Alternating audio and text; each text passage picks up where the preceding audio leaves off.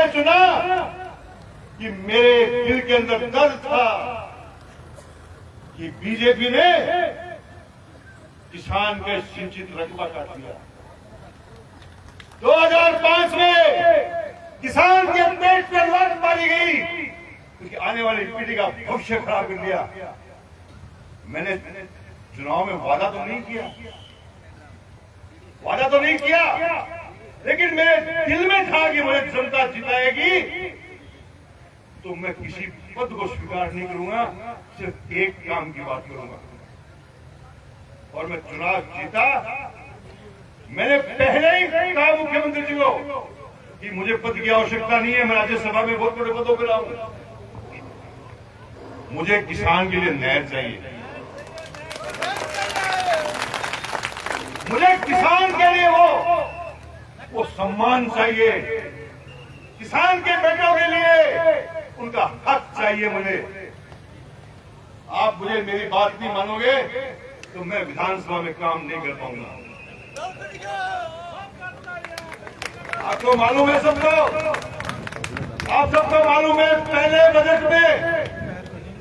ही budget में 20,000 hectare जमीन 120 kilometre की नहर बनाने की घोषणा की, और घोषणा नहीं की, उसको जमीन पे उतारा। 60 किलोमीटर नहर का मैंने उद्घाटन किया चुनाव से पहले, और 60 किलोमीटर में काम चल रहा है। ठोक के नींव भरी है मेरी। इस सरकार में ताकत नहीं है कि मेरी नहर को रोक दे, रोकेगी नहीं सकती, रोकेगी तो सड़क को लाल कर दूंगा मैं। इनकी हिम्मत नहीं है कि मेरे चले हुए काम को दे। साथियों, हम आपकी आवाज में, और आवाज आप देखिए, हमारे में नहीं है। 2018 का चुनाव था, पिछला चुनाव मेरे सामने आ गया, बड़े लोग आ गए मेरे सामने, राजस्थान भर के लोग आ गए, मानो मुरानियों को मैंने एक ही आवाज दी, मेरे नौजवानों को और मेरे किसान भाइयों को और मेरे तरानगर के सभी वर्ग के लोगों को कि आप मेरा साथ दीजिए। यदि ये चुनाव जीत गई बीजेपी तो आपकी इस जिले में जगह नहीं रहेगी, लेकिन किसान ने, गरीब ने, और मैं कहूं मेरे एससी समाज के लोगों का कभी खून नहीं भूल सकता मैं, जेल रोक दी उन्होंने रास्ते के ऊपर। हिम्मत अगर हटा के दिखा इसको, और ताकत के साथ में लड़ाई लड़ी लोगों ने।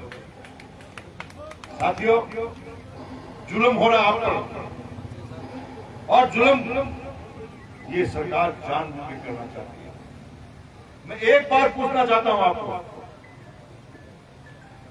कि भारत की सरकार क्या वोटों से सरकार बनी हुई है?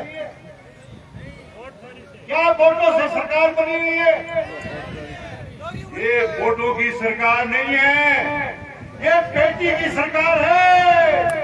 चोरी करती है वोटों की, चोरी करके सरकार में बैठे 11 साल से। अब चोरी पकड़ी गई, जनता के सामने आ गई। अरे तुम, ये तो चोरी है, और किसान के साथ में डकैती है, लूट। आज ये सारी बातें जो बीमा से संबंधित हो, जब भी कि किसान सभा के लोग बैठे हैं, इनको मालूम है कि जब इन नरेंद्र बुढ़ानिया को याद किया गया, मैं इनके बीच में मिला हूं आकर के। मैं कभी पीछे नहीं हटा। कांग्रेस के राज में अशोक गहलोत के पास हम गए, मुख्यमंत्री थे, भाई निर्मल भी साथ में थे, भाई उमराव भी साथ में थे, भाई छगन भी साथ में थे। हम लोग मुख्यमंत्री जी के पास गए और मुख्यमंत्री जी ने कहा मैं दिलाऊंगा आपको घर, और उन्होंने फैसला करवाया। लेकिन बाद में जालिमों की सरकार बन गई और ये सारे फैसले उल्टे कर दिए, सारे फैसले उल्टे कर दिए। भाषण दिया, विधानसभा में बोला मैं, उनका सरकार हेलीकॉप्टर में घूम रही है। अरे हेलीकॉप्टर में क्या दिखता है ऊपर से? ऊपर से बता सकते हो कि गाय है कि भैंस है, कि गाय है भैंस है कि बकरी है? अरे इसका तो पता नहीं चलता, फसल का कैसे पता लगेगा? अरे सैटेलाइट से कैसे पता लगेगा? वहां तो घास भी फसल है और मूंगफली भी फसल है। दिखता है क्या ऊपर की कितनी फ्री लगी है?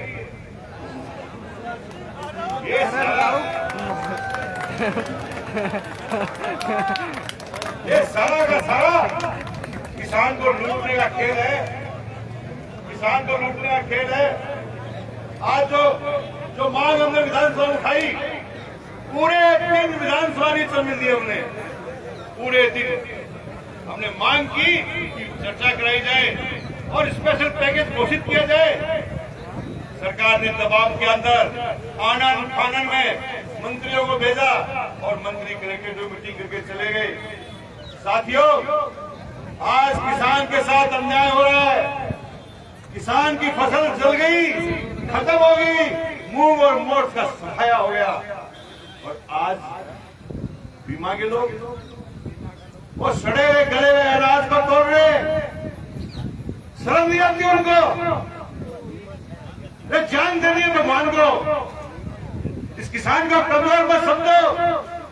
नेपाल में जिसने प्रधानमंत्री को ये पटक करके बड़े आदमी नहीं हो। किसान जब चेत जाएगा, ये गरीब चेत जाएगा, ये नौजवान चेत जाएगा, देश के बेरोजगार चेत जाएंगे, देश के दुखी लोग चेत जाएंगे। आपको भागने को जगह नहीं मिलेगी, भागने को जगह नहीं मिलेगी। सावधान हो जाओ, किसान के साथ जुल्म मत करो। किसान की जो फसल चौपट हो गई उसका सही मूल्यांकन करो, सही मूल्यांकन करो, कटिंग से करो और गले हुए अनाज को बाहर निकालो। अभी अब सही चीज का नाप करो। ये उम्मीद करता हूं मैं, आज आपकी ताकत को देख करके ये कांप जाएंगे। और कहना चाहता हूं प्रशासन को कि चूरू जिले के किसान और चूरू जिले के किसानों के प्रतिनिधि कमजोर नहीं है, कमजोर नहीं है। आवाज देंगे। जयपुर में पैर देखने जगह नहीं मिलेगी, जयपुर का घेराव कर लेंगे। लेकिन यहाँ की सरकार में अक्ल होगी तो आज ये लेटर जारी कर देंगे कि क्रॉप कटिंग के अंदर सड़े हुए अनाज को शामिल नहीं किया जाएगा। और नहीं करेंगे ये तो इनका अंजाम भुगतने पड़ेगा। तो लंबी बात नहीं करके आपसे इतना ही कहना चाहता हूं, इस जीवन में तो मैं एहसान आपका भूल नहीं सकता। जो लड़ाई पिछले चुनाव में लड़ी आपने, तारानगर के लोगों ने आशीर्वाद दिया, लेकिन जिले के हर व्यक्ति ने, जिले के हर किसान ने, जिले के हर व्यक्ति की भावना थी कि नरेंद्र बुढ़ानिया को आशीर्वाद मिलना चाहिए।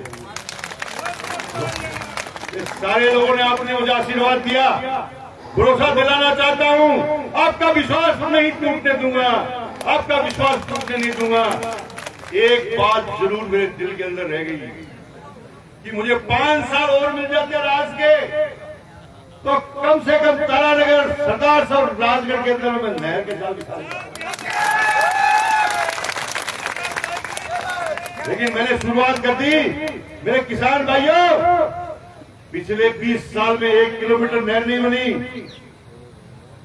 20 साल में 1 किलोमीटर नहर नहीं बनी। यदि नहर बनी है 20 सालों में तो सिर्फ तारानगर, सरदार और राजगढ़ की तरफ। और यही मैं कहना चाहता हूं, हमारी किसान सभा को कहना चाहता हूं, हमारे सभी पार्टियों के लोग यहां पर कहना चाहता हूं कि हम हर दम तक आपके साथ में हैं।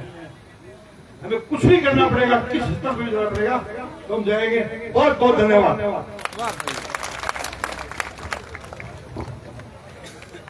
धन्यवाद।